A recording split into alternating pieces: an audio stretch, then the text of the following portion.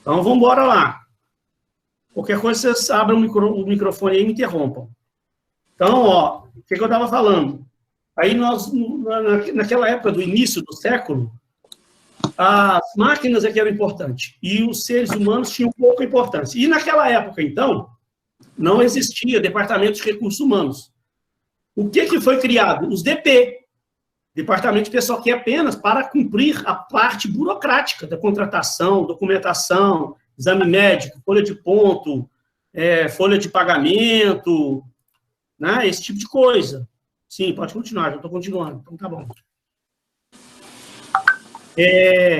E aí, com o desenvolvimento das indústrias pelo mundo, a gente foi chegando aí por volta dos anos 1950, veio a era da industrialização neoclássica. O que aconteceu? Depois da Segunda Guerra Mundial, 1948, 50, 50 e poucos, as indústrias começaram a se modernizar, e foi quando surgiu nas indústrias os departamentos de recursos humanos. Então, por volta, a gente não tem uma data precisa, né, mas mais ou menos por volta de 1950, surgiu os departamentos de recursos humanos da empresa. Continuaram-se os DPs para fazer a parte burocrática. Mas o departamento de recursos humanos, ele veio trazendo algumas novidades, outras funções, como, por exemplo, recrutamento e seleção, desenvolvimento de pessoas, para cuidar da parte de cargos e salários. Então, foram desenvolvidas outras funções que vieram com o Departamento de Recursos Humanos. Até a gente chegar por volta de 1990, quando nós entramos na era da informação. Que aí o que aconteceu? 1990 foi um período, foi um marco aí de quando começou pelo mundo a popularização do computador e a internet. Porque nos anos 80 ainda não existia. Anos 80, a gente não tinha computador em casa. As empresas pequenas não tinham computadores. Só grandes empresas, aqui em 1980, já tinham aí os primeiros computadores que eram muito arcaicos, mas não existia também internet, né? Então, 1990 que foi um marco que começou a popularização de computadores, todas as empresas começaram a ter computadores, e veio, por volta de 1993, 94, a internet. E com isso, o que aconteceu? Com o surgimento da internet, as pessoas começaram a fazer negócio com o mundo inteiro. Começou a troca da informação pelo mundo todo. As empresas fazendo negócio com outras empresas do outro canto do planeta. E as empresas começaram a vender produtos pela internet do outro lado do planeta. Então, a concorrência aumentou absurdamente. Então, esse período era da informação, a gente vai ver que as empresas foram obrigadas a se remodelar completamente. Isso começou até um pouco antes nos Estados Unidos, né? A gente fala 1990 aqui no Brasil, mas lá nos Estados Unidos começou um pouco antes. Lá as coisas chegam um pouco antes. Estados Unidos, Japão, né? Mas aqui a gente está falando de Brasil. Então, pessoal, vamos lá, ó. A era da industrialização clássica, como eu já tinha falado, eu tinha explicado na sala esse slide aí, falando que era um formato piramidal, as características das empresas, formato piramidal e centralizador, departamentalização funcional, centralização das decisões no topo. Eu vou mostrar um slide já aqui para vocês, de um desenho que eu fiz. Eu desenhei lá no quadro, não tem aqui no slide, eu fiz um desenho no slide aqui para mostrar, que eu vou mostrar isso aqui para vocês, que eu vou começar a falar de downsizing, e vou falar isso aqui para vocês, sobre a centralização no topo, pirâmide organizacional. Aí vocês vão entender isso aqui primeiro. Eu estou tentando fazer uma resumida, para a gente poder falar daqui a pouco da APS. Então, mas mais ou menos, essa era da industrialização clássica, a gente vai ver que as empresas eram marcadas, por isso aqui, muitos níveis hierárquicos. e coordenação centralizada no topo.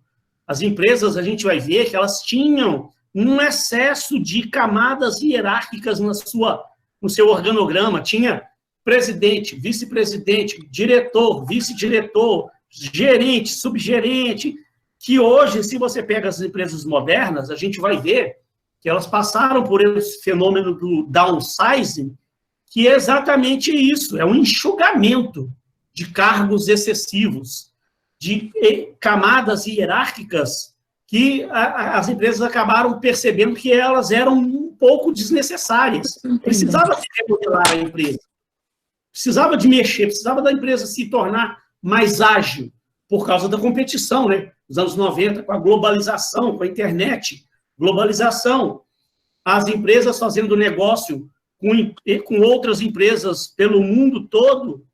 Então, o DP surgiu na industrialização clássica? Sim. Sim, surgiu na industrialização clássica. E os departamentos de recursos humanos na industrialização neoclássica. Tá? Então, vamos lá. Então, essas empresas, lá nos anos 1900, muitos níveis hierárquicos, coordenação centralizada, departamentalização funcional, essas empresas já tinham seus departamentos, só que aqui, padrões rígidos de comunicação. Então, essas empresas, elas tinham um excesso muito grande de normas, um excesso muito grande de procedimentos, muitos níveis hierárquicos. De repente, pessoal, naquela época, 1900, de repente fazia sentido, tá? Não é que as empresas começaram errado, então, professor? Não. De repente, naquela época fazia sentido, o mundo era outro. As empresas eram aquilo, nós estávamos no início da industrialização, maquinário, né? Era um mundo completamente diferente do mundo de hoje. Então, de repente, naquele mundo lá, fazia sentido as empresas terem dessa forma que elas eram. Mas com a evolução, a coisa foi evoluindo, muita coisa foi obrigada a mudar para a empresa se tornar mais competitiva. Aí a gente chega nessa era da industrialização neoclássica, por volta de 1950, que as empresas já começaram a sofrer processos de mudança.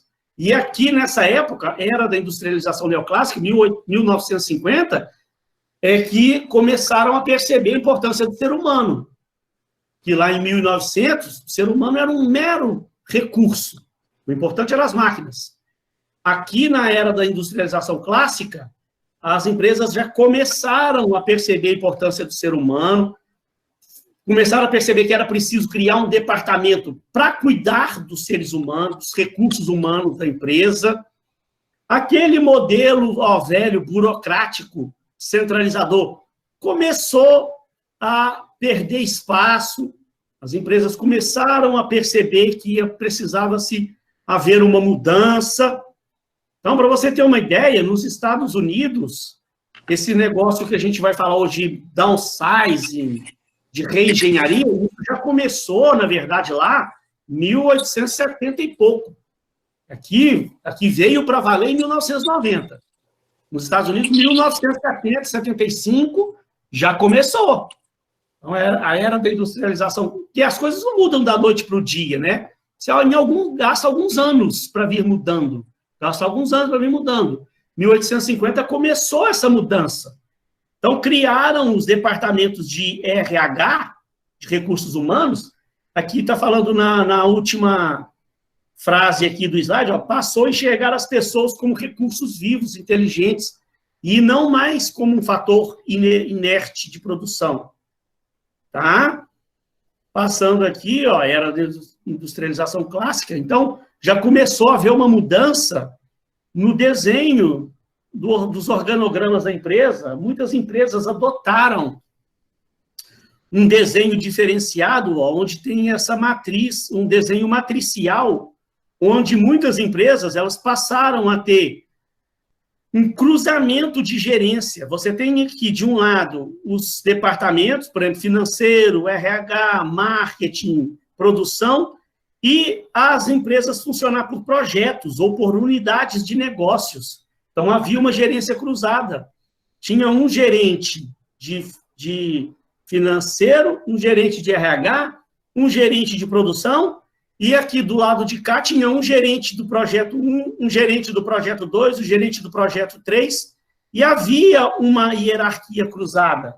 Então, começou aí um processo de mudança nos desenhos das organizações. Até que a coisa veio evoluindo, nós entramos na era da informação, da tecnologia, como eu falei. Aí você vê o que a Venato vem falando, ó, a competitividade se tornou muito intensa por causa da internet, ó, da globalização. Está vendo aqui eu falando, ó, após o advento da internet, a informação passou a cruzar o planeta em questão de segundos. O capital deixou de ser o recurso mais importante e deu lugar ao conhecimento. Por isso que a gente ouve também falar que que era chamada a era do conhecimento. Tem alguém falando aqui. O pessoal está pedindo para desligar os microfones, para não dar interferência. Então, deixa eu dar uma resumidinha aqui para eu chegar onde eu queria falar com vocês. Ó, até então, pessoal, que chegou aqui onde eu queria mostrar, que eu tinha parado na última aula falando do downsizing. Então, foi dois processos que surgiram. E é muito falado, e vocês precisam entender muito bem esses processos, que é o chamado downsizing e a reengenharia. Embora eu tenha explicado muito isso lá na sala do dia, depois eu percebi que ficou dúvidas, que acabou não dando tempo de eu falar tudo, e depois eu lembrei de outras coisas que eu precisava ter falado. Então, deixa eu dar uma resumida aqui para vocês. O downsizing, como está falando aí no slide, ó, é um termo que, se você for traduzir do inglês, ele significa enxugamento. Ele é também chamado de achatamento da pirâmide organizacional. Por que achatamento? Você já vai ver já já. Você já vai ver já já. Mas é importante você entender. É uma técnica de reestruturação organizacional. Está vendo lá? Surgiu nos Estados Unidos nos anos 70. Ó. Aqui no Brasil, isso foi mais implementado nos anos 90. Mas começou lá nos Estados Unidos, já nos anos 70, eles já começaram muitas empresas a passar por processos de downsizing. E olha o que ele está falando, a racionalização da burocracia.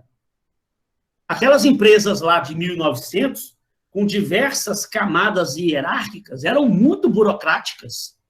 Existia um excesso burocrático, que lá naquela época, de repente, fazia sentido. Mas depois, com o advento da internet, computadores, globalização, tudo mudou. E as empresas elas perceberam a necessidade de se reestruturar. Então, olha aqui o que ele está falando aqui na próximo parágrafo do slide. Ó. Em geral, é a primeira ferramenta utilizada para iniciar processos de horizontalização. Você vai entender agora o que é essa horizontalização e reestruturação das empresas, possuindo como foco principal a área de recursos humanos. Nós estamos estudando recursos humanos, a evolução dos recursos humanos, então é fundamental que você entenda esse processo de downsizing, que está ligado à área de recursos humanos. Esse desenho que eu falei com vocês, que não tem no slide, lá na sala, no dia que eu expliquei, eu desenhei no quadro. Aqui, para a gente poder explicar para vocês, eu fiz questão de fazer esse desenhozinho para você entender. Então, olha só. Esse primeiro triângulo aqui, ó, é como se fosse, gente, o organograma da empresa. Para economizar trabalho, em vez de eu ficar desenhando o organogramazinho todo, a gente faz uma forma assim que dá para você entender. Ó. Aqui são as camadas hierárquicas, né? Você tem lá em cima o presidente. Então, aquelas empresas lá antigas, elas tinham uma camada de vice-presidentes. Então, aqui, quando eu estou falando disso aqui, ó, você tinha vice-presidente financeiro, vice-presidente de produção, vice-presidente de marketing, vice-presidente de RH. Aí vinha aqui para os diretores. Aí você tinha o diretor financeiro, diretor de produção, diretor de marketing. Aí vinha vice-diretores. Vice-diretor financeiro, vice-diretor de RH, vice-diretor de produção, vice-diretor de marketing. Aí vinha a camada de gerente, gerente financeiro, gerente de produção. Depois tinha subgerentes. Então, olha quantas camadas tinham hierárquicas nessas empresas aqui. Como eu sempre falo, de repente, lá naquela época fazia sentido. Só que, num determinado momento, as empresas precisaram se tornar mais competitivas. Chegou a globalização, chegou a internet. As empresas passaram a fazer negócio com o resto do mundo em questão de segundos. E aí, então, as empresas, para um caminho que elas acharam para enxugar processos desnecessários, enxugar cargos desnecessários, cortar custos, a empresa se tornar mais competitiva, uma comunicação melhor, uma forma foi esse downsizing, que o downsizing, na verdade, ele é a eliminação de camadas. Ó. Então, muitas empresas começaram a se estudar, né? E estudar, e começaram a perceber, olha, para que a gente precisa de vice-presidente? É o presidente e o diretor. Para que eu preciso de vice-presidente? Vice-diretor? Então, para que precisa de subgerente? Entendeu? Então, são cargos, assim, embora hoje tenha empresas que ainda tenham, tá? Não estou falando que todas as empresas eliminaram, não. Isso é feito através de um estudo minucioso.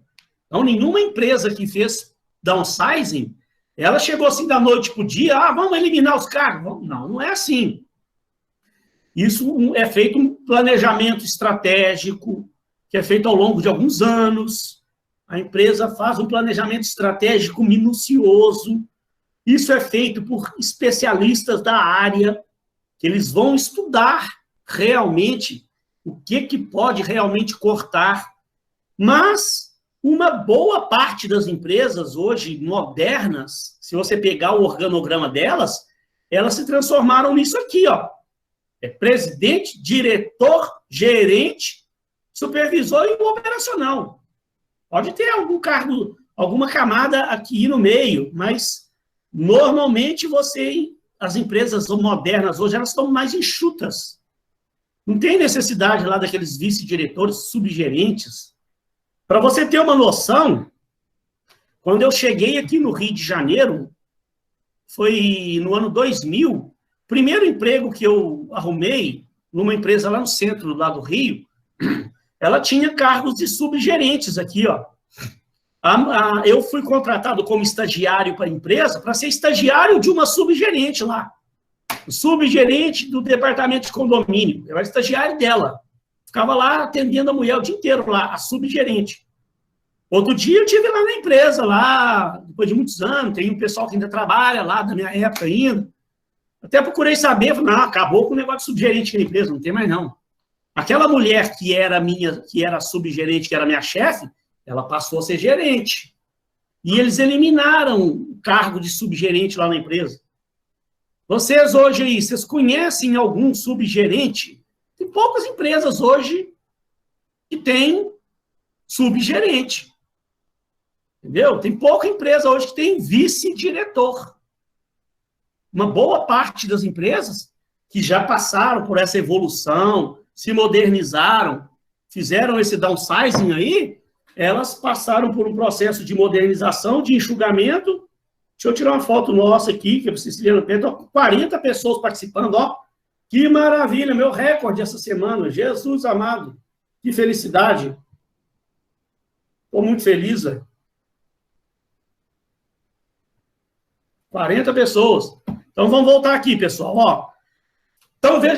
Então, pessoal, deixa eu explicar isso aqui direito para vocês. Primeiro, pessoal, um aluno lá no dia perguntou, e de vez em quando eu estou dando aula, tem os alunos que perguntam isso mesmo. A pergunta do aluno lá, ela realmente tem um certo sentido. Professor, mas não é arriscado isso para a empresa, não? Porque você está demitindo os seus vice-presidentes, esse pessoal tem um conhecimento muito grande. Esse pessoal vai para a concorrência? Sim. Os vice-diretores, a mesma coisa.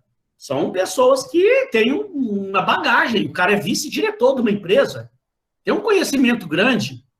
Se você resolve desligar, eliminar aquela camada ali, alguns vão ser promovidos a diretor, outros vão ser mandados embora. Vão para a concorrência. Gente, aí vai ser eliminado aquele que não é competente. Ué, aqueles que forem realmente competentes vão ser aproveitados ali dentro da empresa. Os que forem eliminados são que realmente eles não têm mais necessidade lá na empresa, lá mais não. A empresa precisa modernizar, ela precisa enxugar. E o enxugamento de custo aqui, gente, nós estamos falando, né, de pouco custo, não. Nós estamos falando de muito dinheiro. Sabe por quê? Pensem comigo aqui. Uma camada inteira de vice-presidente que você está eliminando ali são cargos de salários altíssimos.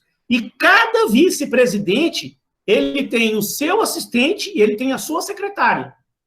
Então, o vice-presidente financeiro tem o seu assistente, os seus assistentes, tem a secretária dele.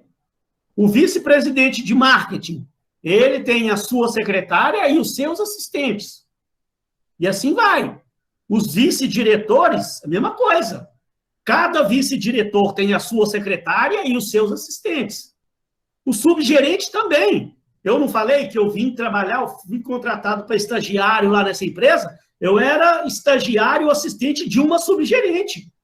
Os outros subgerentes de cada área, todos eles tinham seu estagiário, seus assistentes e sua secretária. Imagina, então, eu elimino uma camada inteira de vice-presidentes, eu estou eliminando o vice-presidente, uma secretária e um ou dois assistentes. Eu estou eliminando aqui os vice-diretores, eu estou eliminando um vice-diretor, a sua secretária e os seus assistentes. Então, soma isso aí, gente, é um valor absurdo que é economizado. E a empresa, ela ganha, gente, absurdamente em comunicação. A gente vai ver agora o que isso traz de benefício para a empresa. Você tem um texto aí que aí você vai conseguindo enxergar realmente o benefício que isso traz. Deixa eu ver se tem alguém perguntando algo aqui importante. O downsizing, ele veio aqui no Brasil ele começou na era da informação. Nos Estados Unidos, isso começou em meados de 1970. Tá ok? Juliana Rocha. Não existe, assim, uma data precisa, não, né? Uma data precisa, não. Nos Estados Unidos, as empresas começaram em 1975, por aí, elas já começaram a passar por esse processo de downsizing, em 1980. Aí, aqui no Brasil, chega um pouquinho depois. 1990 é que o negócio chegou para valer mesmo. Que é o downsizing e a reengenharia. Então, deixa eu mostrar para vocês as vantagens disso. Que aí você vai ficar realmente convicto de que realmente era preciso. Olha só. As vantagens, para as empresas. Melhora acentuada no sistema de comunicação. Não tem nem o que discutir, que aquelas empresas, imagina, vou voltar lá para mostrar para você, essas empresas aqui, imagina o quanto, no primeiro triângulo, o quanto era demorada a comunicação aqui dentro. Imagina, esse pessoal daqui de baixo, supervisor, o operacional, de repente, eles estavam precisando de uma tomada de decisão com urgência, mas dependia do aval do presidente. Aí o cara passava para o subgerente passava para o gerente de informação, o gerente passava para o vice-diretor passava para o diretor passava para o vice-presidente pediu o aval para o presidente da empresa. Aí o presidente analisava, autorizava. Aí ele passava para o vice-presidente passava para o diretor passava para o vice-diretor e assim vai. E o cliente lá esperando a decisão. Gente, então cada uma dessas camadas, elas ainda tinham seus processos burocráticos ainda, seus entraves. Né? Aquilo, então, atrasava a vida de todo mundo. A comunicação era péssima, demorada. Então, por isso que fala que a empresa era rígida. Uma rigidez, um excesso de normas, de burocracias, que atrapalhavam os processos decisórios. E outra, Outra coisa, falando em processo decisório, nós vamos falar já já. Quem tomavam as decisões da empresa era esse pessoal aqui de cima, né? Ó, o pessoal daqui de cima tomava decisão, presidente, vice-presidente, diretor. Quem executava era o pessoal de baixo, a distância deles.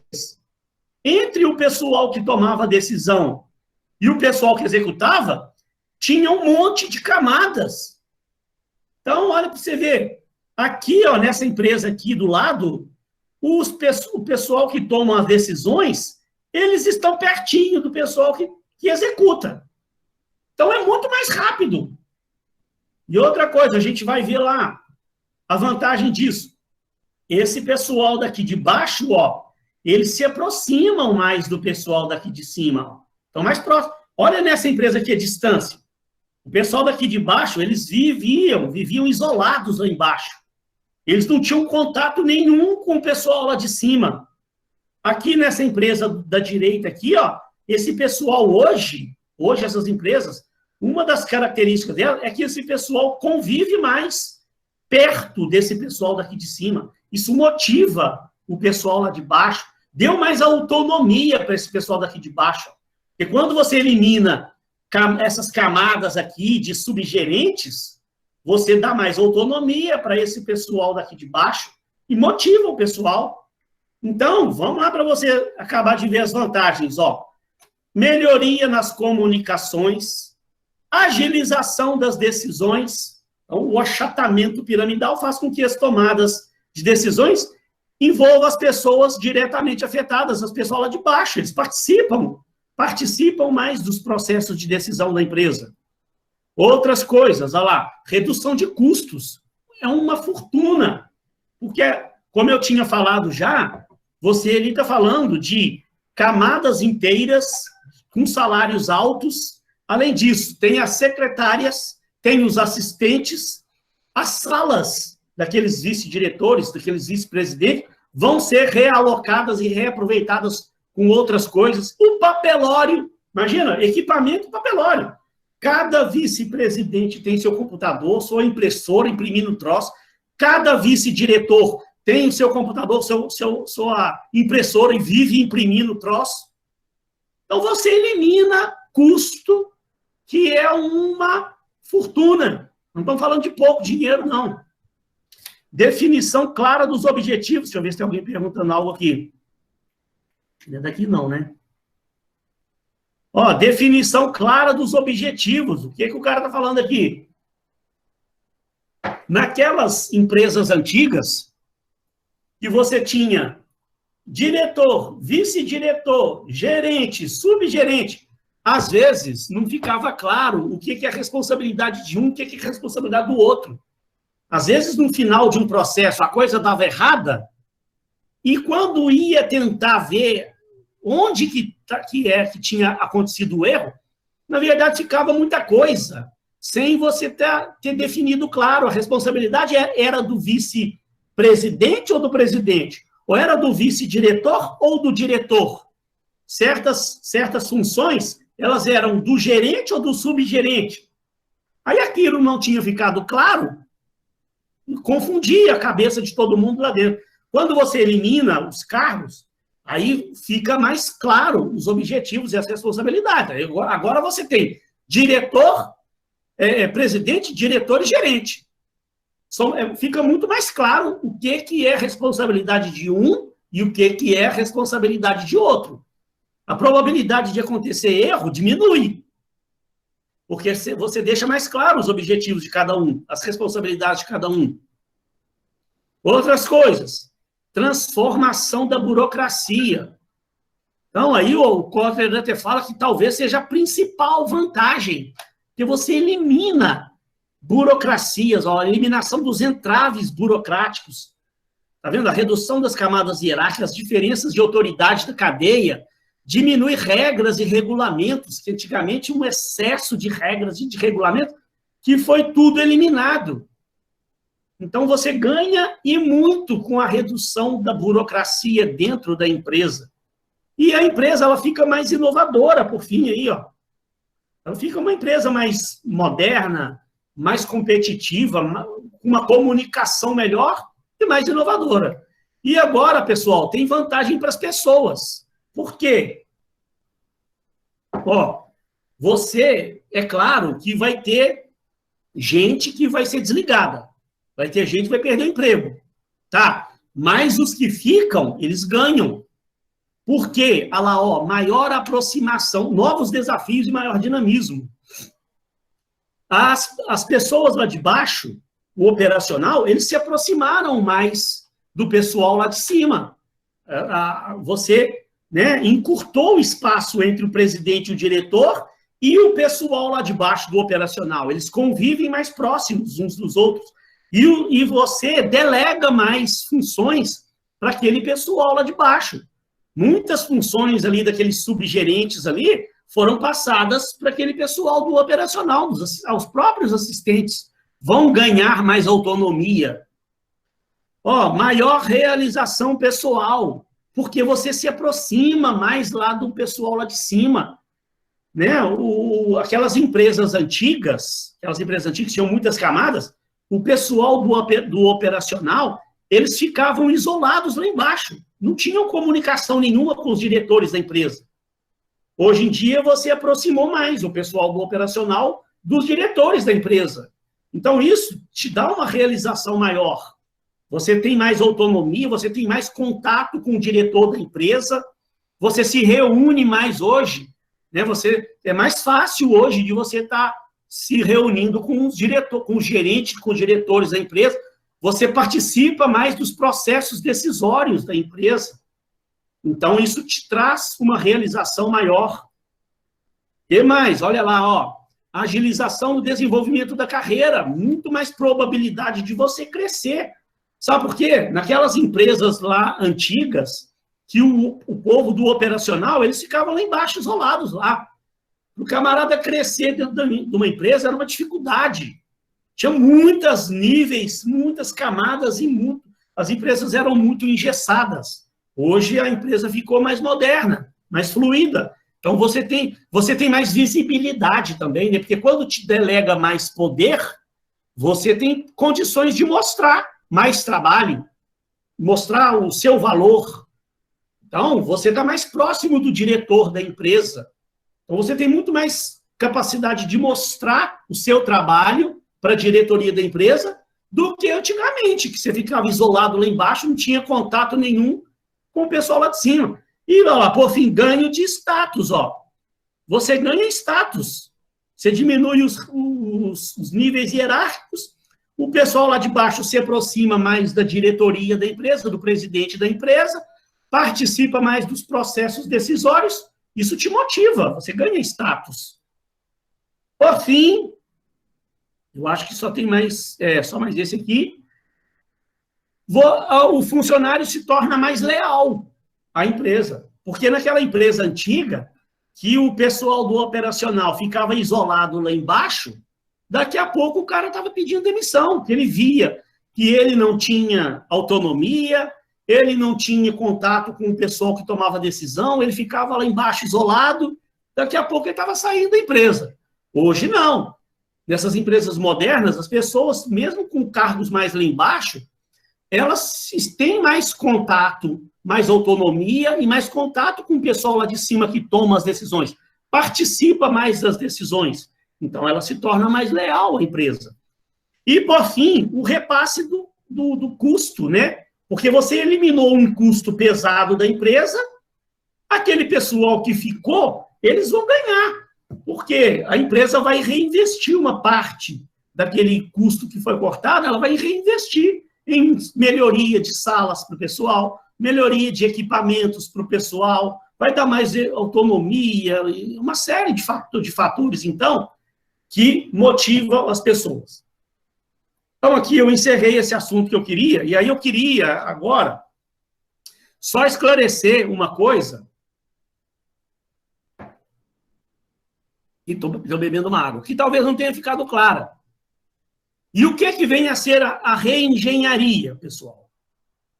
Então, a reengenharia, presta atenção, ela é uma consequência do downsizing.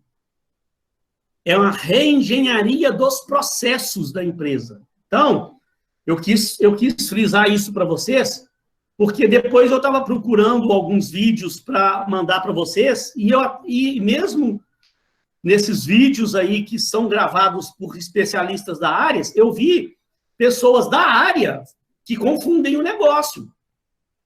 Tem um cara lá de um vídeo lá que ele fala assim, o downsizing, que também pode ser chamado de reengenharia, eu falei, opa, como assim, ué? Como é que o camarada fala que o processo de downsizing também pode ser chamado? Aí tem um outro vídeo que o cara também fala, downsizing e reengenharia, ele trata downsizing e reengenharia como se fosse a mesma coisa. E não é. Depois eu respondo isso aqui. Espera aí só um pouquinho, Juliana. E não é a mesma coisa. Porque a reengenharia, ela é uma consequência do downsizing. O que eu quero dizer com isso? Quando você faz um downsizing, você elimina cargos. Quando você elimina cargos, automaticamente você tem que rever processos.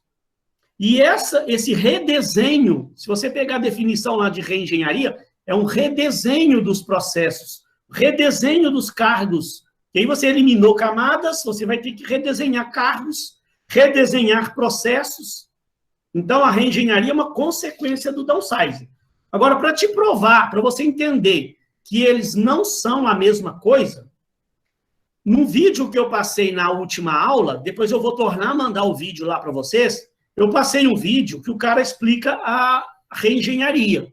Naquele vídeo, o cara termina falando, dando um exemplo. Ele deu um exemplo de uma concessionária, que ele estava fazendo uma consultoria. O que a concessionária fez?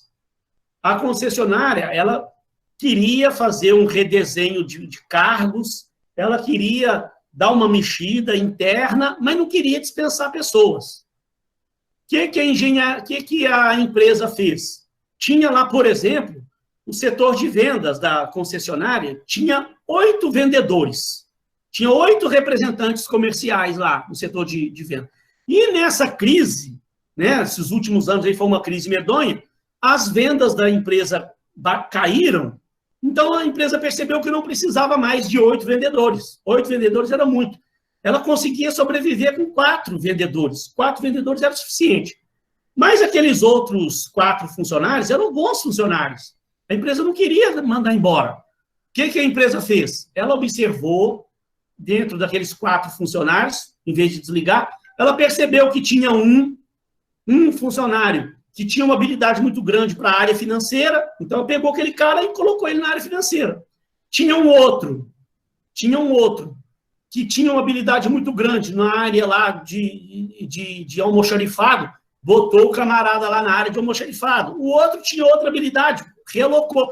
Pegou, ou seja, dos 8 vendedores, ela pegou 4 e realocou eles, redesenhou os cargos lá e realocou o pessoal, sem mandar embora. Ou seja, ela fez downsizing? Não. Ela fez uma reengenharia? Fez. Então, reengenharia é a mesma coisa que downsizing? Não. Não concordam comigo? Né? Por esse exemplo, isso, gente, eu já vi empresas fazerem isso. Ela redesenhou cargos, ela mudou, realocou pessoas, veio também, né, gente, essa gestão por competência, né, gestão por competência também, ela vem a fazer um pouco isso.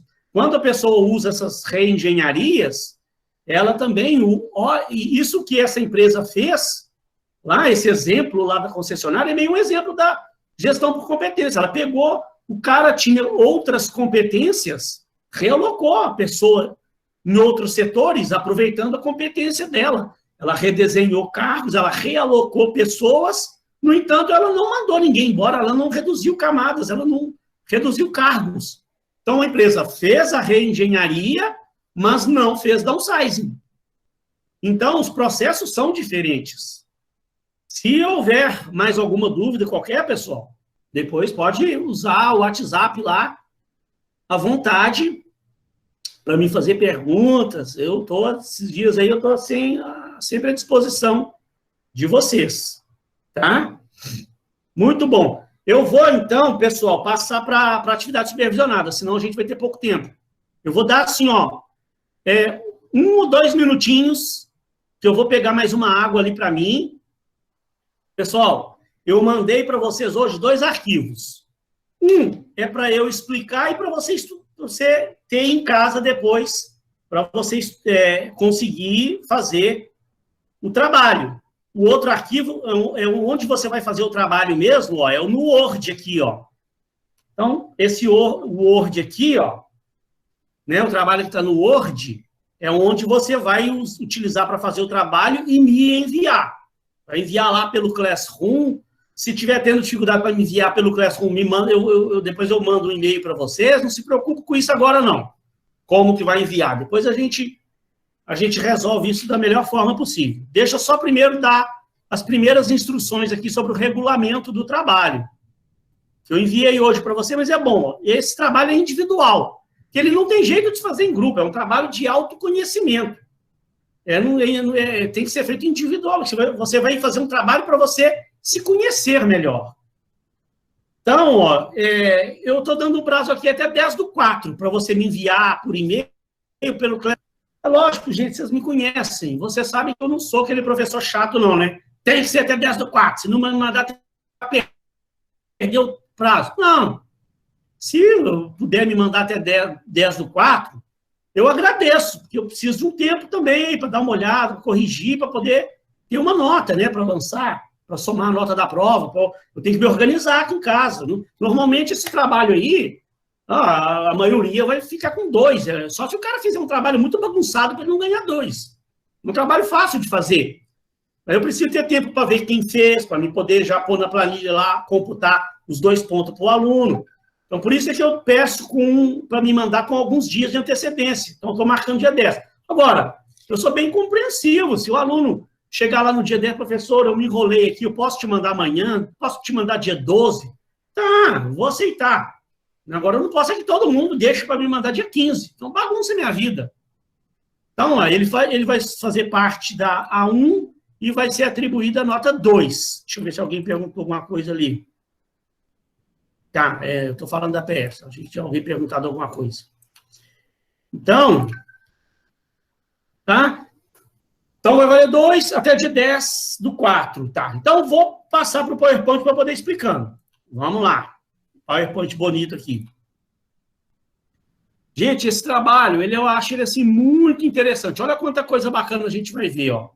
Serve para você se planejar um pouco mais a sua vida, para você se conhecer mais. E através, ó, de várias ferramentas, múltiplas inteligências de Gardner. Tem um estudo aqui das preferências vocacionais, os traços de personalidade do MBTI, aqueles testezinhos que eu mandei para você, que eu tornei a mandar hoje, da dominância cerebral e o teste DISC. E no final de tudo, quando você faz todas essas análises aí sobre você, aí você faz uma análise SWOT pessoal, que lá no final eu vou explicar o que é análise SWOT, tá? De repente, se você quiser, pode ser bom você ter um papelzinho, uma caneta aí do lado para você anotar alguma coisa. De repente, eu acredito que possa precisar. Aqui estão os livros de onde eu tirei esses assuntos, tá? Vamos lá, então, pessoal, dando início. O autoconhecimento.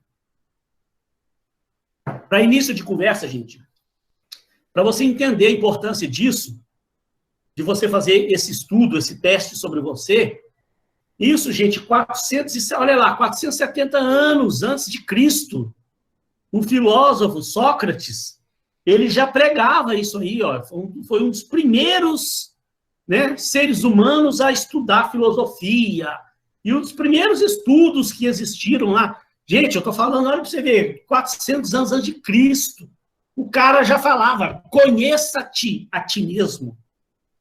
E isso, gente, é uma coisa tão importante que, se você conversar com qualquer psicólogo, com qualquer filósofo hoje, qualquer profissional da área de recursos humanos, qualquer profissional hoje dessas áreas de carreira, todos eles vão falar para você da importância do autoconhecimento.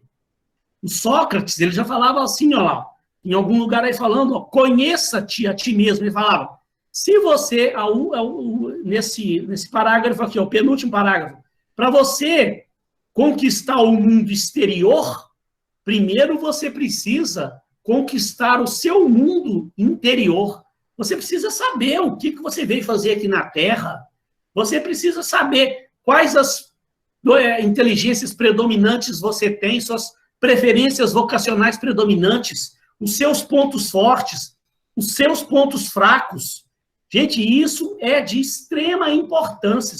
Você depois que finalizar esse estudo aqui, que terminar esse trabalho, você vai entender exatamente aqui o que eu estou querendo dizer com isso, tá?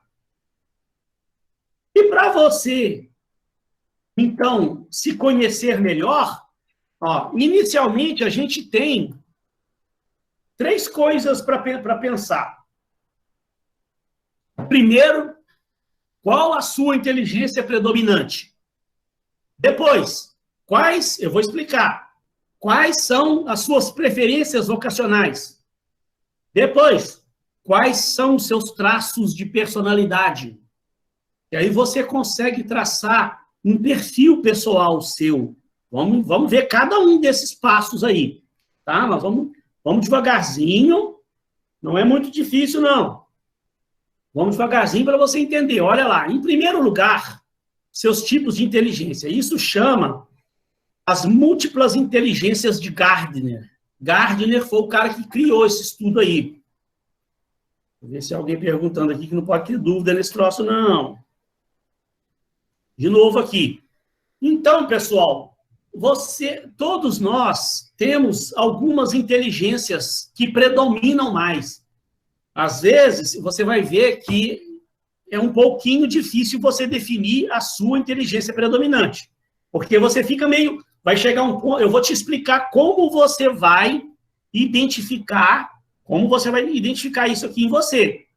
Mas, no final, você sempre fica em dúvida entre uma ou outra. Mas aí você precisa fazer uma reflexão. Isso você não precisa definir hoje. Eu estou explicando aqui como você vai fazer. Você vai ter até o dia 10 aí para me mandar esse trabalho finalizado.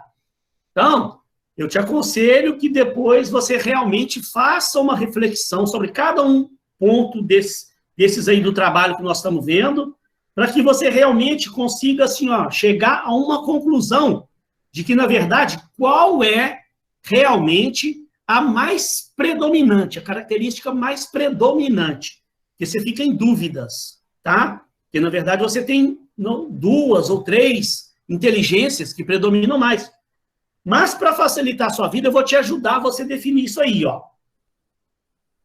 Vamos lá, vamos devagarzinho, ó. Primeiro, essas 2 inteligências aqui, ó, lógico-matemática, ou verbal ou linguística, isso você consegue lembrar lá quando você começou a estudar nas primeiras séries, quando você começou a aprender a ler, quando você começou a aprender matemática. Você lembra que na primeira série, segunda série, terceira série, já tinha algumas pessoas que elas demonstravam mais capacidade para matemática. Tinha uma facilidade danada para matemática, enquanto outros tinham mais facilidade para redação. E, realmente, tem pessoas que elas têm uma habilidade maior com números, com a matemática. Tem uma facilidade tremenda. E outras têm muita dificuldade. Você lembra que tinha alguns colegas seus lá, nas primeiras séries lá, que eles tinham muita dificuldade com a matemática, enquanto outros tinham muita facilidade. E, do outro lado, tinha uns que tinham uma facilidade tremenda para fazer redações. Eles já falavam muito bem, já liam muito bem, né, na classe, faziam uns ditados lá, enquanto outros tinham muita dificuldade para fazer redação. Então, tem pessoas que têm as 2 inteligências, mas na maioria das pessoas predomina mais ou a matemática ou a inteligência verbal ou linguística. Aqui, ó, outras pessoas, vocês percebem que elas têm muita habilidade para música, né? Elas já, desde criança, elas já demonstram muita aptidão. Eu, por exemplo, tenho isso aqui muito bem desenvolvido. Para vocês terem uma ideia, eu, com 4 anos de idade, eu nasci numa família de músicos. Meu pai é músico, minha irmã é música. Meus tios, todos tocavam instrumentos. Então, eu já nasci numa família de músicos. Meu pai, já com 5 anos de idade, já me deu um cavaquinho, já começou a me ensinar a tocar cavaquinho. Com 9 anos de idade, eu já tocava no conjunto de seresta do meu pai. Eu já fazia baile com meu pai com 9 anos de idade. Eu ia com o meu pai para tocar nos bailes nas madrugadas, lá no clube da cidade, lá.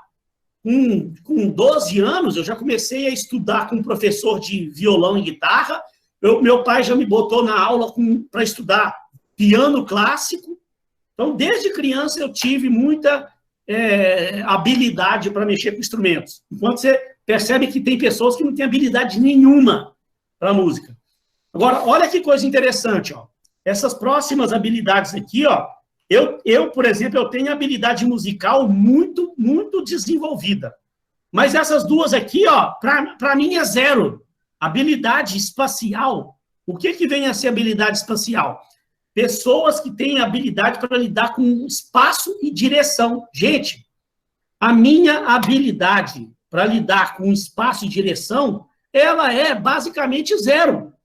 Para você ter uma ideia, pessoal, do que eu estou falando, eu me perco facilmente dentro de um local. Se eu entro numa casa muito grande, num local muito grande, daqui a pouco eu estou perdido lá dentro. Eu não sei mais o caminho para voltar. Para você ter uma ideia, pessoal, eu já cansei de acontecer comigo, de eu pegar o metrô ali no centro do Rio, tem umas estações de metrô no centro do Rio, que quando eu entro nela, eu desço aquelas escadas, já aconteceu comigo de eu pegar o metrô no sentido errado. Eu queria ir lá para a Zona Sul, para Copacabana e Ipanema, e peguei o metrô, quando eu vi, eu estava indo para a Zona Norte. Aí que eu percebi que eu tinha... Entendeu? Então, assim, eu perco a noção da direção facilmente. Então, a minha habilidade para noção de espaço é 0. E para essa outra também, corporal sinestésica, também é 0. Eu, assim, para mexer com o corpo, sabe, para esporte, teatro, essas coisas, eu não tenho muita facilidade para mexer com isso. Então, você percebe que tem pessoas que têm uma habilidade tremenda para lidar com o próprio corpo, para esporte, para vôlei, para futebol, para dança. Eu falo com todo mundo, gente, não me chama para dançar, não. Eu tenho uma habilidade muito grande para mexer com música, mas não me chama para dançar, não, porque eu não sei dançar e não gosto de dançar. Entendeu? Então, a gente percebe que todos nós temos certas inteligências mais predominantes que outras. E, por fim, pessoal, tem essas duas aqui, ó, que é a interpessoal e a intrapessoal. Então, tem pessoas que têm uma habilidade muito grande, que isso eu tenho desenvolvido, que é para lidar com os outros, né? A interpessoal, então, a habilidade para lidar, compreender os outros, para se comunicar. Tanto é que eu sou professor, eu sou palestrante, eu adoro lidar com pessoas, chegar na sala de aula, né? Ficar lhe dando aula, fazer palestra.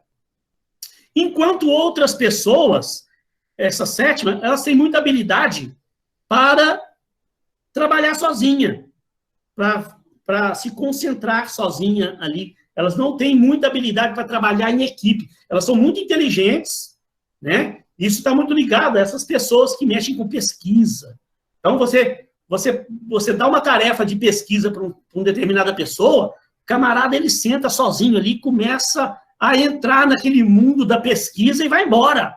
Ele, para trabalhar com aquilo ali, ele se entra naquele mundo dele ali de pesquisa, trabalhar sozinho, é uma beleza. E traz resultados, assim, mas muito grandes né, naquele mundo da pesquisa dele. Ele consegue produzir grandes resultados trabalhando sozinho. Se você pega aquela pessoa, bota para trabalhar em equipe, em grupo, ela é um desastre, porque ela sabe muito bem trabalhar sozinha. Mas quando bota para trabalhar em equipe, trabalhar com outras pessoas, ela não tem habilidade para isso.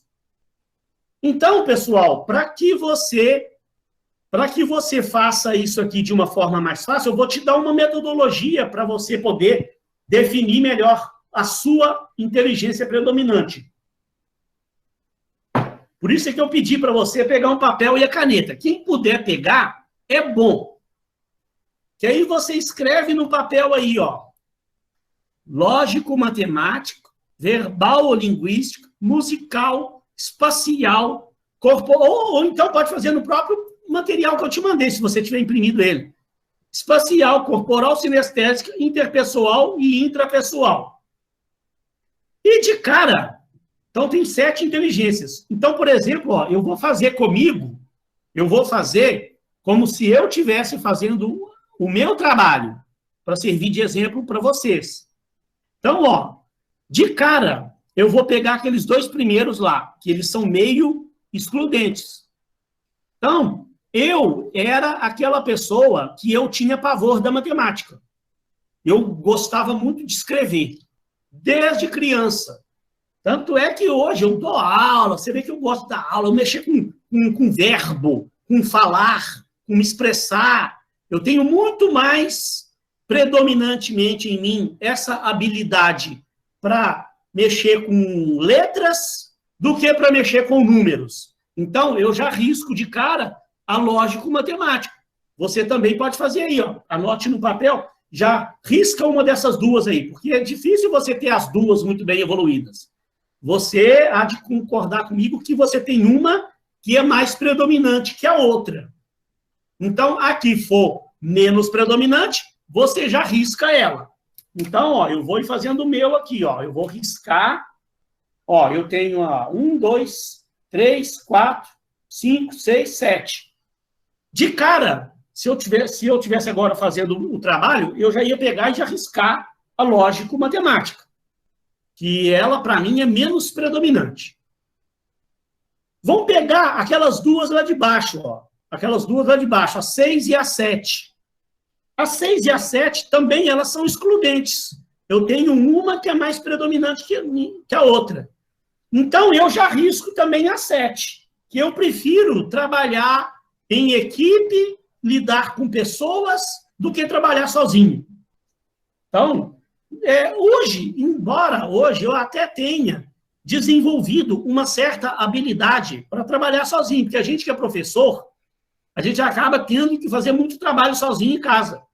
Mas se eu for pegar entre essas duas aí, a 6 e a 7, com certeza eu tenho mais facilidade para trabalhar em equipe do que trabalhar sozinho. Tanto é que, como eu falei, né, eu sou professor, eu adoro me comunicar, conviver com outras pessoas. Então, a 6 predomina mais que a 7 em mim. Então, eu já risco a 7 também. Então, já eliminei duas.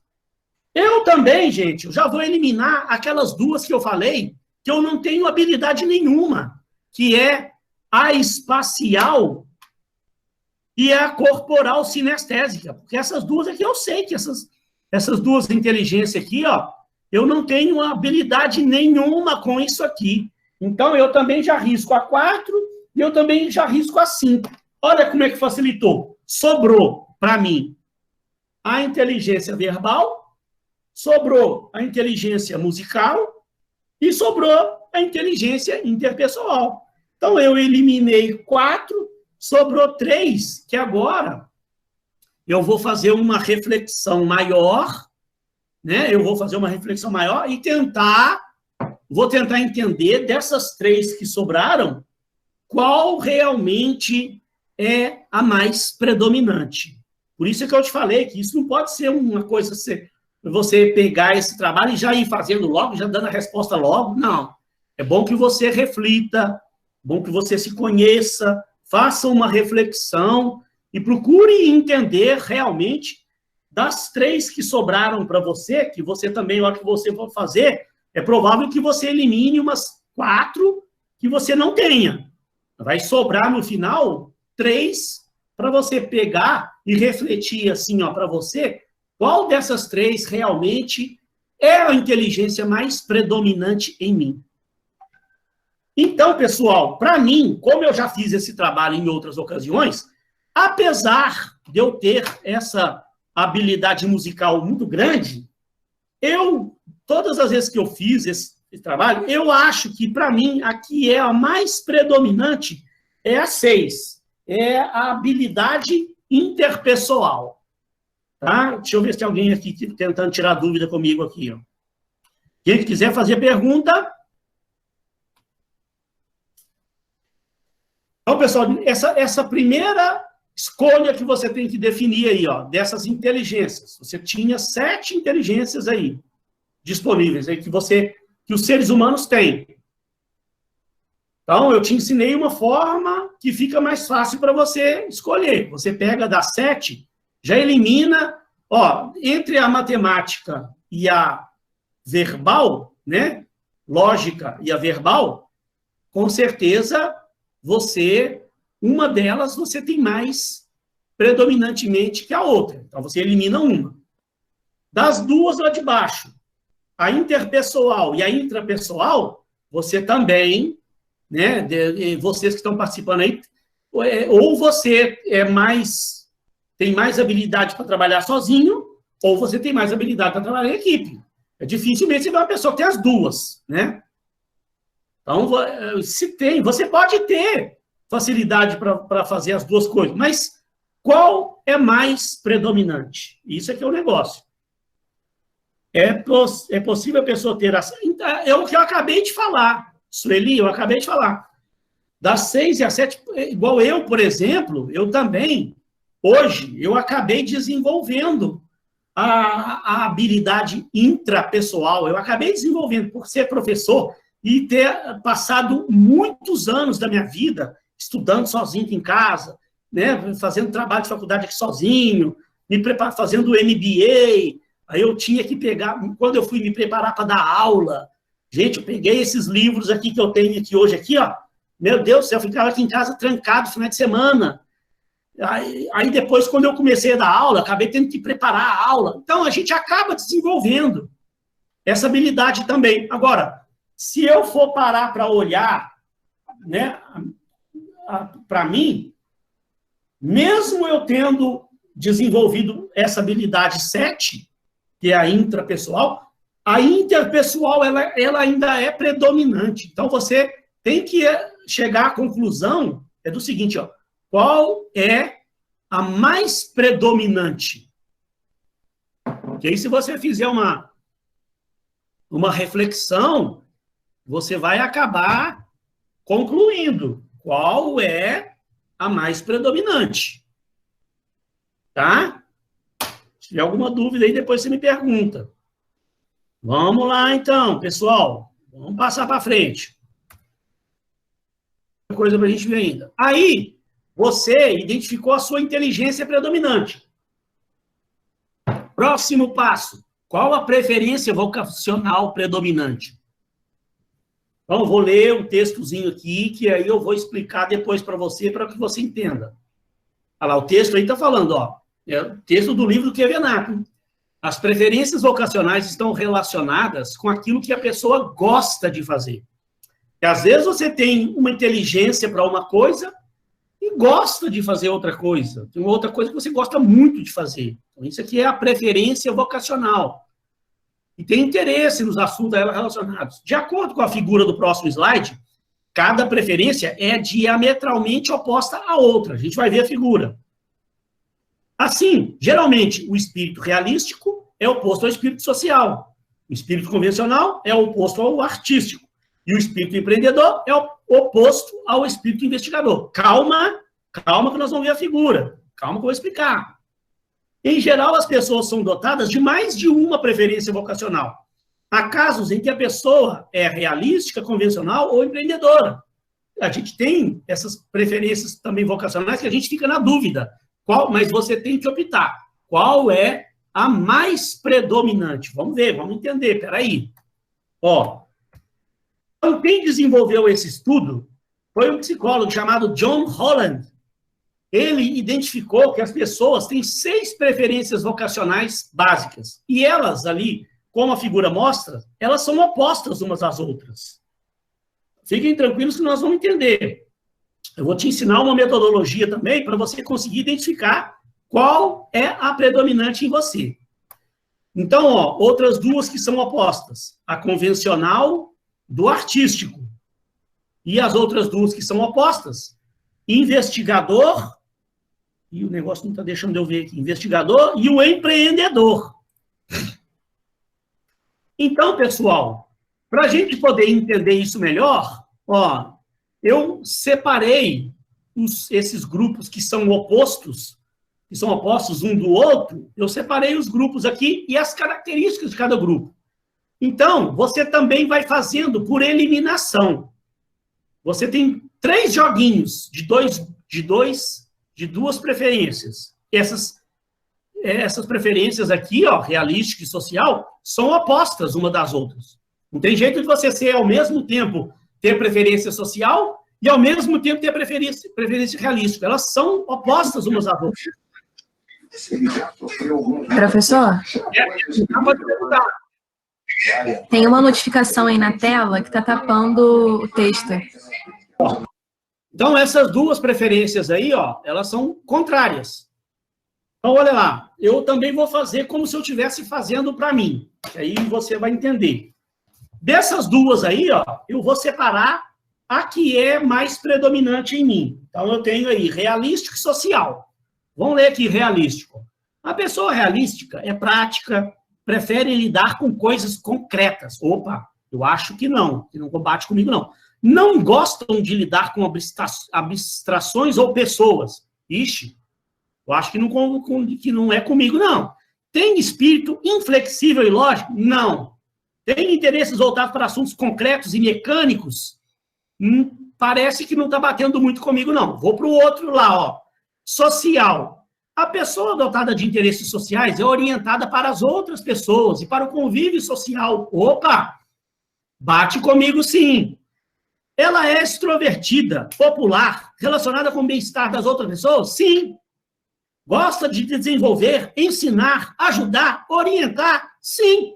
Então, nem precisa de eu acabar de ler aqui. Eu vou economizar para a gente não perder tanto tempo, mas eu já vi que, para mim, entre essas duas aí, ó, realístico e social, para mim, é esse social. Então, eu anoto aqui, ó, social. Anotei aqui para mim, social. Vamos para os outros 2 joguinhos. Aí eu tenho 2 joguinhos, convencional e artístico, que também são opostas umas das outras. A pessoa lá, vamos lá, convencional. A pessoa prefere trabalhos ordenados e definidos? Não. Baseados em regras. Não, gente, eu tenho pavor de regra, de regulamento. Não gosto. Eu nem vou continuar lendo. É bem provável que, para mim, o mais correto é a preferência artística. Vamos ver. A pessoa artística prefere a autoexpressão criativa de suas ideias. Sim. Convicções e emoções? Sim. Ela é sensitiva, emocional, original? Sim. Independente e não gosta de situações muito estruturadas e rotineiras? Então, também, nem precisa de eu continuar lendo, tá? É bom que depois você leia tudo, mas eu já fiz esse teste, eu sei que, para mim, eu tenho mais a ver com o artístico do que com o convencional. Então, eu vou anotar aqui, ó, artístico.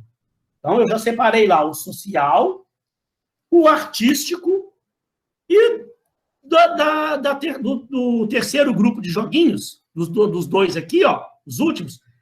Entre o empreendedor e o investigador, deixa eu ver qual que está mais batendo com a minha personalidade. Opa, peraí. A pessoa empreendedora gosta de ação, de conquista, de risco? Sim, tem a ver comigo. Gosta de trabalhar em direção a objetivos e metas? Sim, eu gosto. Tem facilidade de comunicação? Prefere vender ideias? Sim, tanto é que eu vendo, né? Eu sou professor de marketing, eu sou vendedor. Lidar com pessoas, liderar pessoas? Sim. Então, isso aqui tem tudo a ver comigo. Para descargo de consciência, deixa eu ver o outro aqui, ó. A pessoa investigadora tem espírito cientista, embora eu tenha desenvolvido um pouquinho isso em mim. Prefere problemas abstratos que exija solução e investigação de problema? Não é muito, não. Não é muito orientada para lidar com pessoas? Não bate comigo. Prefere pesquisa, investigação? Não. Então, eu já vi que, para mim, dessas duas aqui, o que está mais dentro da minha personalidade é o espírito empreendedor aqui, preferência vocal. Então, eu anoto também, empreendedor. Então, pessoal, daquelas 6 preferências vocacionais, eu já eliminei 3. Eu vi, então, sobrou para mim 3 preferências vocacionais que batem com a minha personalidade. Então, agora, eu vou tornar a ler com calma, que eu te aconselho depois a fazer. Você seleciona 3 que estão mais dentro da sua preferência vocacional. Quando você separa as 3, aí agora você faz um trabalho, um estudo mais minucioso, lê cada uma novamente dessas 3 que sobrou, para você definir qual dessas 3 é a mais predominante. Então, você fica um pouco de dúvida, sim. Por isso é que tem que fazer um trabalho mais bem minucioso, fazer com calma, você não pode fazer isso aí correndo. Então, eu já tinha feito esse trabalho, eu já tinha feito isso, eu cheguei à conclusão que eu estou mais aqui para esse espírito empreendedor, dessas 3 aqui, ó. Tá? Então, eu já separei que a minha inteligência pessoal é a interpessoal e a minha preferência vocacional é a empreendedora. Agora, eu misturo uma com a outra. Olha aqui para você ver, ó. Agora eu vou cruzar a minha inteligência predominante com a minha preferência vocacional predominante. Olha o que ele está falando no próximo slide. Chegou a hora de juntar todos os blocos para a construção do seu perfil pessoal. Estes exercícios, gente, isso aqui não é como se fosse um horóscopo, não. Isso aqui foi criado por psicólogos, existe um estudo científico por trás disso aqui. Tem alguém falando alguma coisa aqui? Existe um estudo científico por trás disso, tá? Não é uma numerologia nem nada. Então, ó, só que o autor aí fala, porém, não estamos lidando com medidas físicas e exatas. Você viu que a gente acaba ficando com dúvidas, né? Então, a margem de erro pode ser, se você fizer isso rápido, sem pensar muito bem, sem estudar direitinho, analisar direitinho, pode haver alguma margem de erro e distorções. Então, você precisa pensar e entender direitinho, né? Estudar isso direitinho para você chegar à conclusão precisa. Que quando você, então, conclui, aí olha que bacana, ó, você consegue descobrir as profissões mais adequadas para você. Porque aqui agora, ó, se você escolheu a inteligência lógico-matemática e você definiu aqui estão as preferências vocacionais. Vamos supor que você definiu que a inteligência predominante em você é a lógico-matemática e que a preferência vocacional é a convencional. Então, aqui, ó, as profissões mais adequadas para esse perfil de pessoa é o engenheiro, é o matemático, projetista.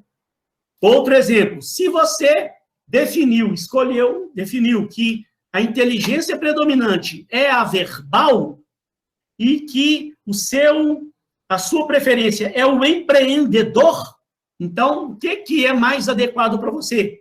Administrador, educador, advogado, fonoaudiólogo, político. Olha para você ver como é que bate, ó. Eu vou lá pular logo para o meu. O meu, a inteligência predominante, era a interpessoal. Ó, interpessoal. Né? E a minha preferência vocacional, empreendedor. Olha aqui, ó, de cara, administrador. O que eu sou? Sou administrador. Ó, diretor de empresa. Eu estou abrindo 3 empresas para mim. Ó, diretor de cinema, diretor de teatro, jornalista. Tá? Então, se você fizer esse teste bem feito, pensar com calma, você consegue mais ou menos aí chegar a uma conclusão de o que realmente... Agora, pessoal, por favor, hein?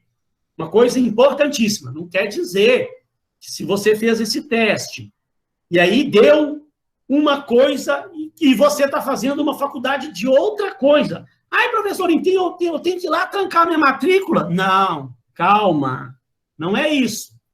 Primeiro, né, aqui é um teste que a gente faz para você está começando a se conhecer, né? Você, de repente, pode ter feito o teste de uma forma rápida e o resultado não é exatamente o resultado que deveria ser. Você, de repente, não pensou direito, escolheu entre 2 preferências ali e escolheu errado, não pensou direito. Então, você deve refazer para você ter certeza de que você chegou a um final a uma conclusão realmente precisa da resposta do trabalho, né? Para você ver. E você pode estar, de repente, realmente fazendo uma faculdade que hoje não é realmente a melhor escolha. Você pode ter tomado uma escolha errada. Tem que trancar a matrícula e mudar? Não. De repente tem a ver também, né? Eu, por exemplo, gente, eu sou administrador. Mas eu morro de vontade, por exemplo, de fazer outras faculdades. Eu ainda vou fazer. Eu não estou fazendo ainda porque eu estou sem tempo, porque eu trabalho de dia, dou aula de noite, estou abrindo meus negócios, mas eu tenho muita vontade de fazer uma faculdade de comunicação social, de jornalismo, eu tenho vontade de fazer uma faculdade de psicologia, que também tem a ver comigo também. Né? Eu tenho vontade de fazer uma faculdade de filosofia. Então, na verdade, hoje, se você está fazendo uma faculdade de administração e percebeu aí que, de repente, tem uma outra profissão mais adequada para você, você pode depois, num momento futuro, fazer aquela outra faculdade. De repente, ela pode complementar, via a faculdade de administração, outra pode vir complementar a sua vida. Mas, de repente, você realmente define que tem uma outra faculdade melhor para você fazer. Não é que você tem que tomar decisão, tá aí trancando a matrícula, mudar de curso, correndo. Não. Isso aqui você está se conhecendo. Outra coisa, esse teste nosso aqui é um teste mais rápido e tal.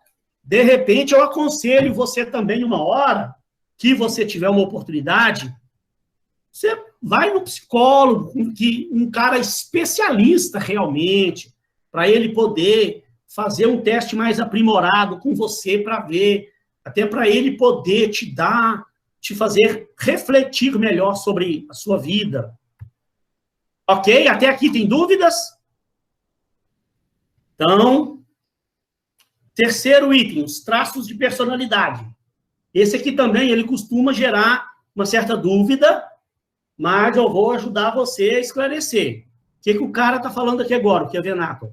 Além do tipo de inteligência e das preferências vocacionais, outro aspecto importante para a escolha da carreira é o autoconhecimento dos traços de personalidade predominante. A personalidade refere-se ao padrão típico de comportamento de uma pessoa frente ao ambiente que rodeia. Cada pessoa apresenta certos traços de personalidade que a identificam e a personalizam. Beleza. Aqui, vamos lá. Existem vários estudos destinados a definir os traços de personalidade das pessoas. Usaremos aqui um resumo da teoria de Carl Gustav Jung, que também é muito conhecida teoria junguiana. Vocês devem, em algum momento, ouvir falar teoria junguiana, é esse cidadão aqui, ó, Carl Jung. E depois ela foi melhor desenvolvida, ela foi ampliada por uma mãe e uma filha que desenvolveram melhor esse estudo, a Catarina Cook Briggs e a filha dela, Isabel Briggs Myers, que ficou muito conhecido, elas que terminaram de desenvolver, ficou chamada a teoria, o estudo chamado MBTI, que é as iniciais dela, Myers-Briggs Type Indicator. As duas mães e filhas aqui que desenvolveram esse negócio aqui. Então, esse MBTI, a chave contida no MBTI é identificar e descrever o tipo de personalidade a partir de elementos como... Então, aqui também você tem 4 joguinhos que você tem que escolher qual é mais predominante para você. Você está mais, com relação ao seu mundo, você está mais para um mundo mais extrovertido ou um mundo introvertido? Eu vou explicar. Com relação à sensação, como você processa a informação? Através da sua sensação ou através da sua intuição? Como você toma suas decisões? É com base no pensamento ou com base no sentimento? Como é a sua estrutura com relação à informação? Você age com o seu julgamento ou com a sua percepção?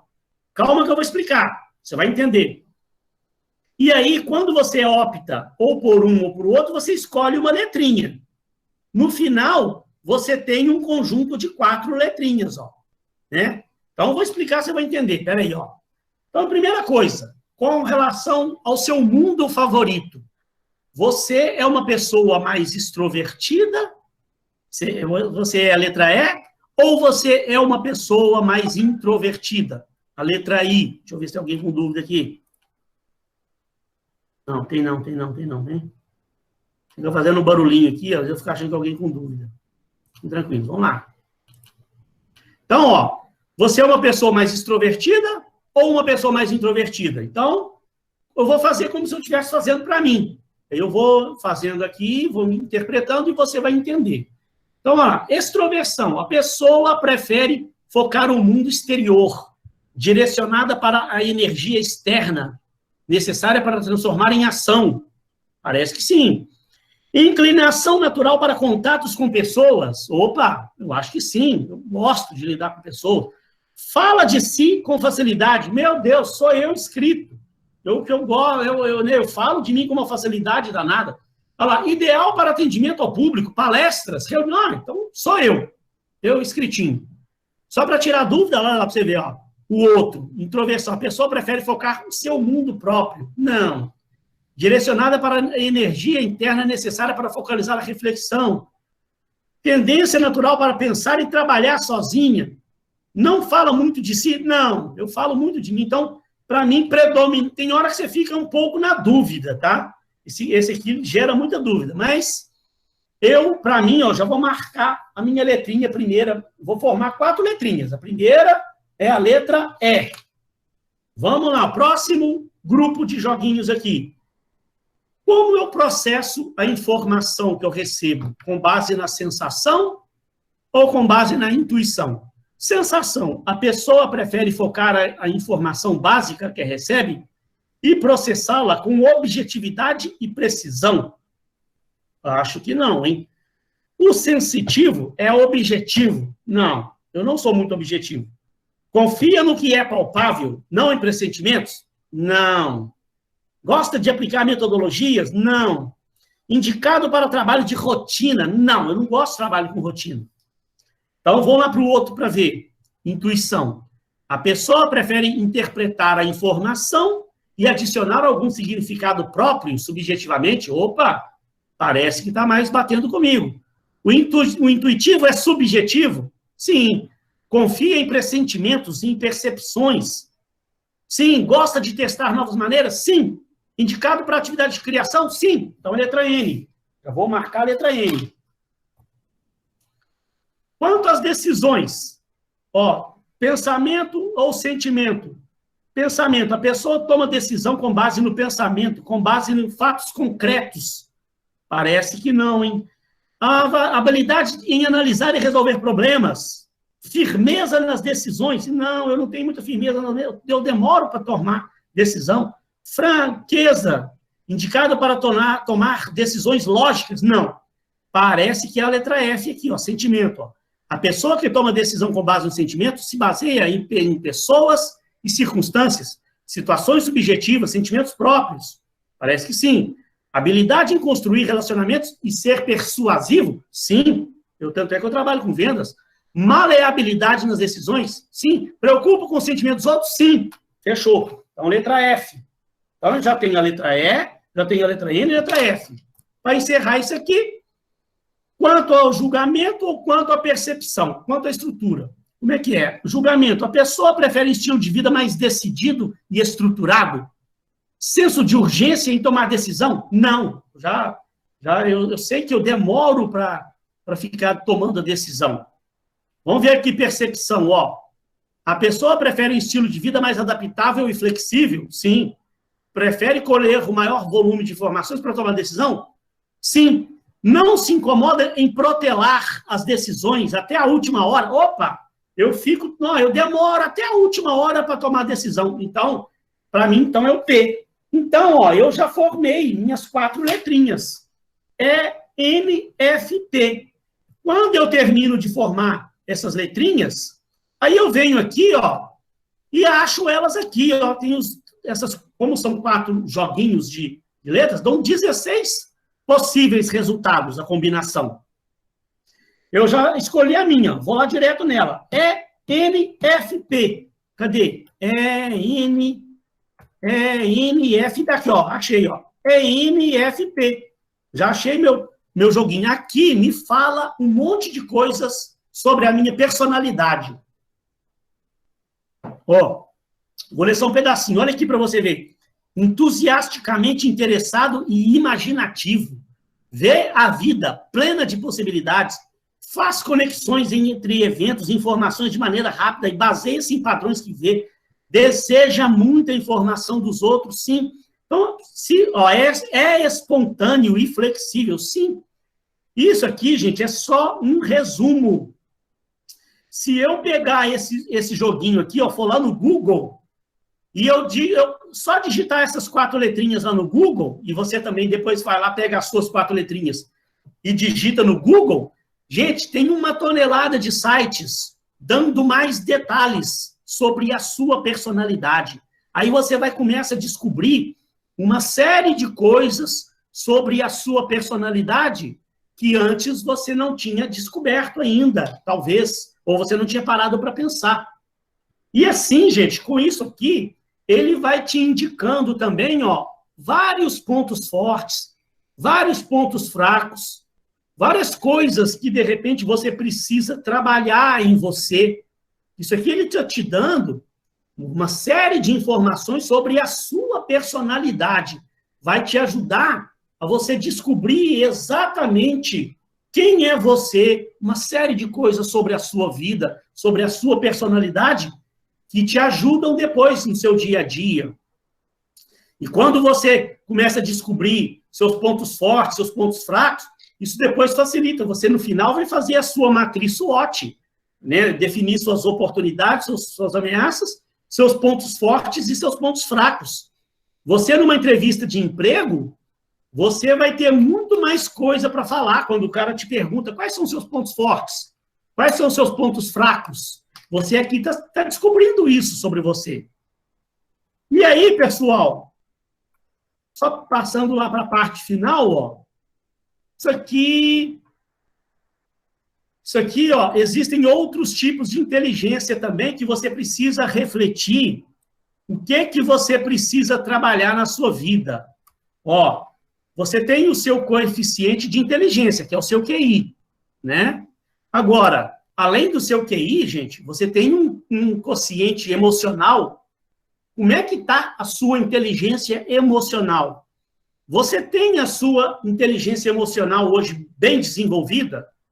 Ou você precisa trabalhar mais e desenvolver mais a sua inteligência emocional? Eu, gente, no momento passado lá da minha vida, quando estava aqui no meu início da minha vida aqui no Rio, um dia eu percebi que eu precisava trabalhar isso aqui. Eu tinha um certo meio de desequilíbrio emocional, sabe? Qualquer coisa que acontecia, eu perdia facilmente, eu me desequilibrava facilmente. E eu vi que aquilo me prejudicava. Eu comprei um livro, Inteligência Emocional, que eu aconselho todos vocês a lerem. E li, comecei a trabalhar isso na minha vida. Num determinado momento da minha vida, eu fiz tratamento com um psicólogo, eu trabalhei isso com um psicólogo e desenvolvi bastante a minha inteligência emocional. E, por fim, aqui, a inteligência espiritual. A gente precisa também, né, encontrar realmente, não importa aqui, gente, qual religião que seja, eu não quero saber se você é católico, protestante, espírita, se é evangélico.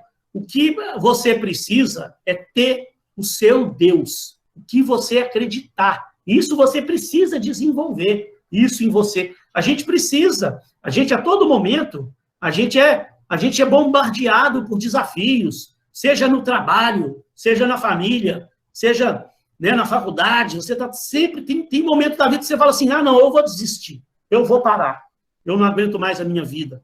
Mas você não pode desistir, você não pode parar. Aí, nesse momento, é que você precisa buscar o seu Deus, a sua paz espiritual, entender que realmente, por que você passou por aquele desafio?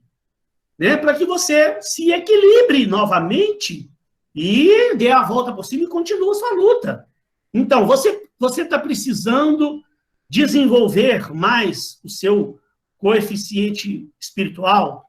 Você está precisando desenvolver mais o seu coeficiente emocional? Então, citar, isso pode ser colocado lá como um ponto fraco para você, na sua matriz SWOT. Um ponto para você desenvolver mais em você.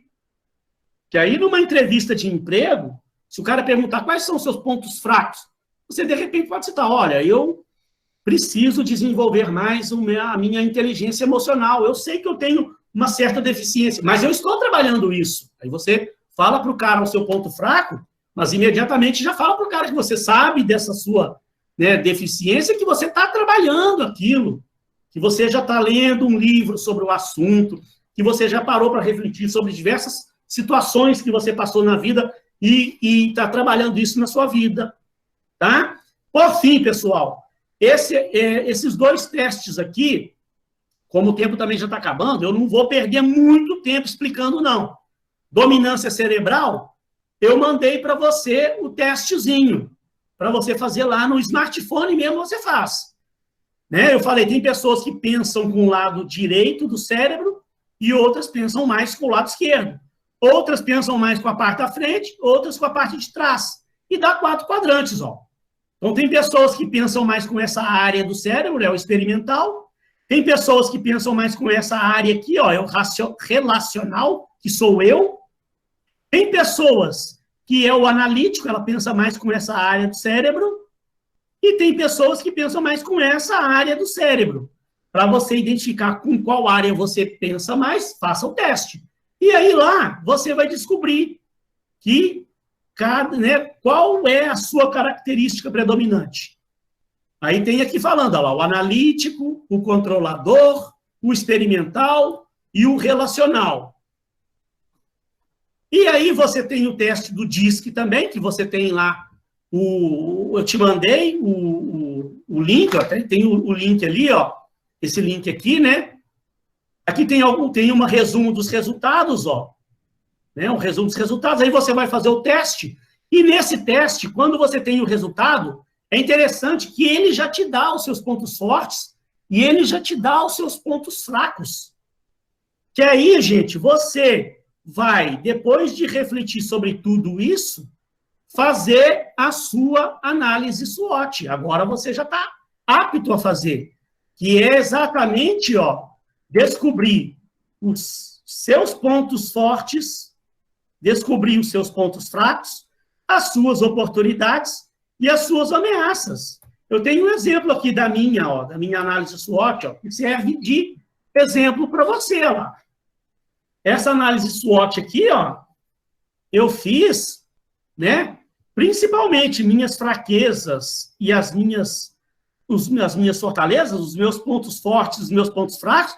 Muita coisa daqui eu tirei desses estudos aí, ó. Por exemplo, aqui, ó, o que é ainda em desenvolvimento, ó, minha fraqueza. Eu preciso acabar de trabalhar isso, desenvolver isso.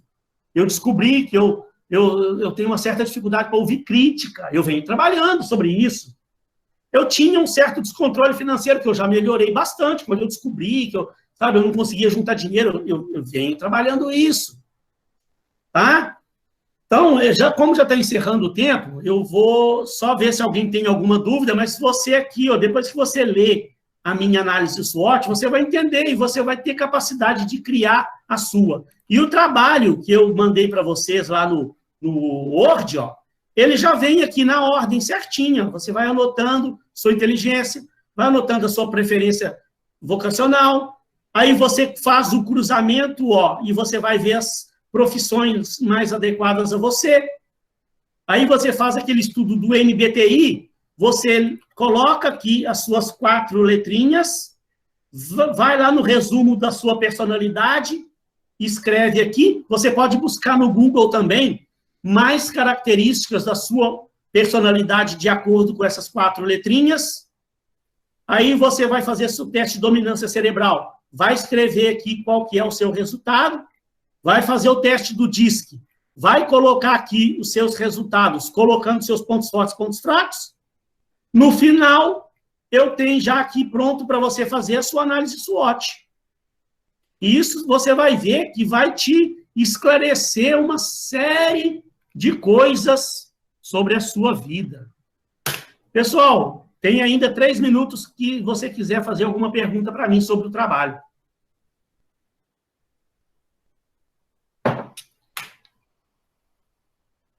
Legal a aula, né, Juliana? É bacana, sim. A Thaís...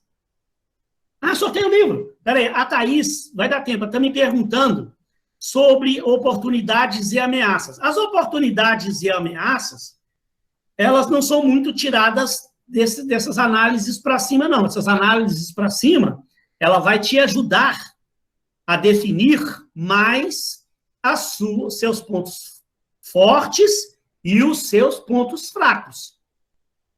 As oportunidades são coisas que eu vim, ao longo da minha vida, eu vim observando quais as oportunidades eu tenho na vida, quais as ameaças. Então, uma coisa que as pessoas, foi bom você perguntar, as pessoas fazem confusão, você não pode confundir ponto forte com oportunidade, nem confundir ponto fraco com ameaça. Para você não errar, ponto forte e ponto fraco, eles estão dentro de você. Oportunidades ou ameaças, elas estão fora, elas estão no mercado. Entendeu? Coisas que estão no mundo aí que você pode aproveitar, ou coisas que estão no mundo que podem ser ameaças para você. Pessoal, como o tempo vai acabar, eu acredito que na hora que dá 9 horas ali, ele se encerra sozinho. Como é que eu vou fazer o sorteio? Quem quer dar uma opinião aí sobre o sorteio, hein? Na aula que vem, hoje, infelizmente, o tempo foi corrido, né? Próxima aula, então, eu vou sortear 2 livros.